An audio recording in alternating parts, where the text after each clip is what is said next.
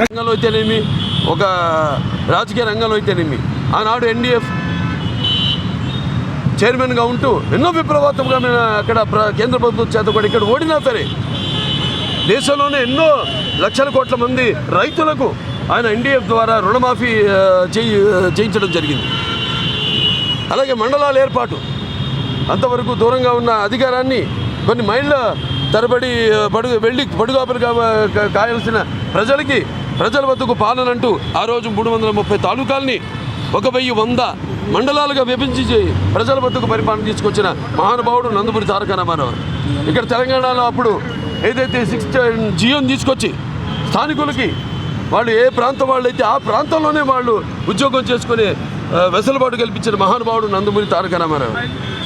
అలాగే ఇక్కడ వెనకబడిన తరగతులు ఎవరికైతే అధికారంగా దూరంగా ఉన్నారో వాళ్ళందరికీ చేయూతనిచ్చి వాళ్ళని సగౌరవంగా తీసుకొచ్చి మైనారిటీలు కావచ్చు, లేకపోతే వెనకబడిన తరగతులు బడుగు బలహీన వర్గాలు దాడితే పీడిత కులాలు అయితే వాళ్ళందరినీ తీసుకొచ్చి అధికార పీఠం మీద కూర్చోబెట్టి వాడిని గౌరవించిన మహానుభావుడు నందమూరి తారక రామారావు.